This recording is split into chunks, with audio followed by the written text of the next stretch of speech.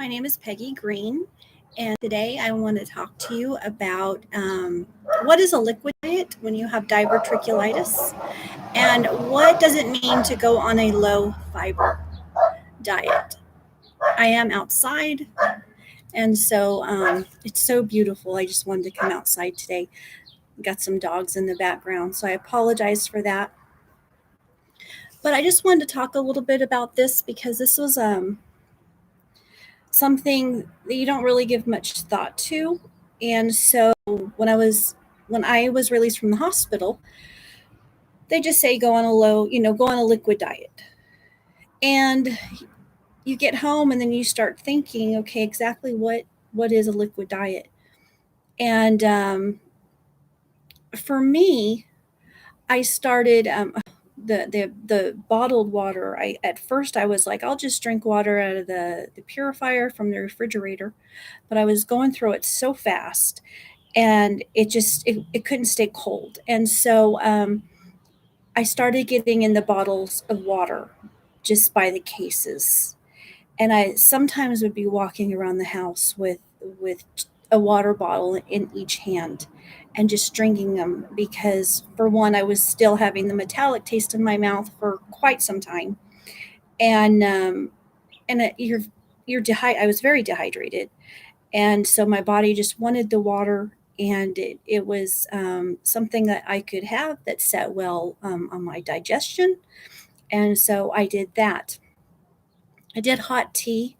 They say not to, or for what I've looked up, not to drink anything too hot and not to drink anything too cold, but to kind of keep, a nice, probably body temperature while you're in a flare or you're coming out of a flare, even if you're going into a flare, just to help again with the digestion and um, and ease that process. So I did hot teas. I did a lot of hot teas.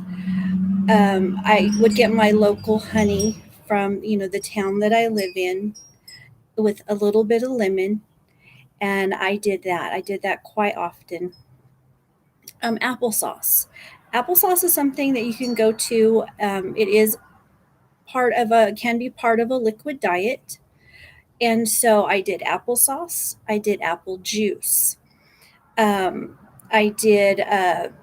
I did do a couple. I could do a couple of saltine crackers. Even they're not exactly liquid, but sometimes you just need something in your stomach or you just want to chew on something. And so I would do saltine crackers, just your old fashioned saltine cracker. And that would settle pretty well on my stomach. I didn't have any issues with it. But I didn't go over two. I would just allow myself to have two at one time. Um, Also, I would do chicken soup. You're going to hear me talk about this a lot. That has always been my go to. I did make chicken soup, and in the beginning, I didn't eat the vegetables that were cooked in the broth. I just would have the broth, but I would get the vitamins and the nutrients that came from the vegetables that I put in, and I just would drink the broth. And at that time, I was, um, this journey had just started for me, and so I didn't have any idea like chicken broth or what was best or what I should have, and I didn't have anything on hand. So I would fill the pot up with water, and I would put some chicken in it and some vegetables, and I would just cook it until everything was cooked and the vegetables were cooked. And so that is what I had for a the liquid diet, and I did that probably, gosh, I want to say about 6 weeks, 4 to 6 weeks. I know it sounds like a really long time, but I was really, really sick, and I did not want to do anything to upset my intestines at all, or my colon. And so I did that. Then, as I was starting to feel better, and I knew I had to get more into my body. I started with the low fiber diet. And a lot of people want to know, what is a low fiber diet? Well, for me, it started with the chicken soup, and then I would take a few carrots out of that chicken soup. I would take some of the celery out of the chicken soup that I had cooked, and I would eat a little bit of that. I would, then I would get a little bit of the chicken out, maybe one or two pieces, and I would eat a little bit of that and just see how it settled. And you have to just really take baby steps when you're trying to decide what you're going to be able to handle and what your body is going to allow you to take in. And so for me, that is how I started. um, I As I got again to feeling better on the low residue diet, I learned more about making my own chicken stock, my own bone broth. And so I do those things now. But even at almost to 2 years already, it's been for me. In August will be 2 years.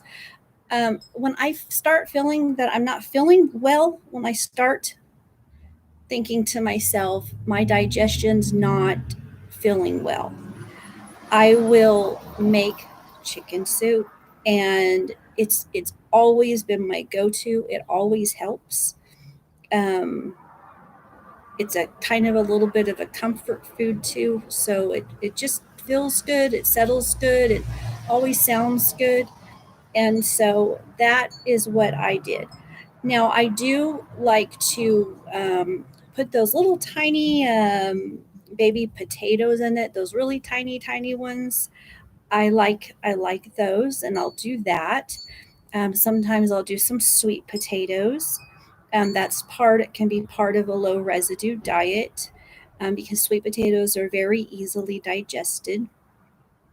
Um, White rice and chicken. I know there's some that say probably shouldn't eat white rice. I did okay with the white rice because it's white, and it's a carbohydrate, and it will turn to sugar, and it's easily digestible. I stayed away from the wild rice, the quinoa, the real difficult things to digest. And so I just stuck with things that I knew would work for me. And that was the white rice and some chicken with that. And again, very tiny amounts. I probably ate 5 to 7 times a day, but they were such small amounts at a time. And so I worked up to that. And then now if I'm gonna make it, I'll go get a rotisserie chicken because I really enjoy rotisserie chicken. I like the flavor of it. And then once I'm done eating the meat that I want off the chicken, I will turn the bones and the rest of the meat into a chicken broth. And then I do that in my crock pot, and cook that for a long while, and then I will freeze it, and then I will always have chicken broth on hand. I'm not crazy about the boxed chicken broth, but it's convenient, and it was nice when it was there, and I was able to use it. But now I'm able to use the one that I make, and it tastes so much better. I did, and then I just stick with this. And so between the water, the liquid diet and the low residue diet, I did this for quite a while, and I would go back and forth with both of them, because being that the stomach is so sensitive, I knew very quickly if something did not settle right. And I did not eat all of these things at the same time in one sitting, because I wanted to know what it was that hurt my stomach. And so I would I would eat on some carrots and with some chicken. And then if that did well, then I would eat on some potatoes with some chicken, you know, things like that. Um, I stayed away from, anything that was spicy. I didn't even add black pepper to my meals. I just kept it very, very simple.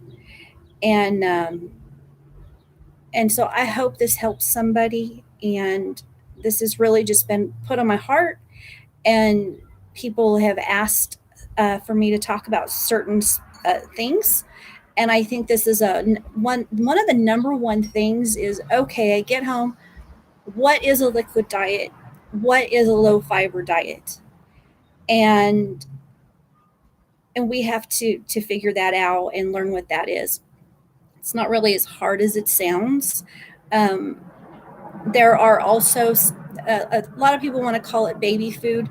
Nowadays, they make these packets. They're squeezable packets that you can squeeze into your mouth, and they're for adults as well. They're not just baby food.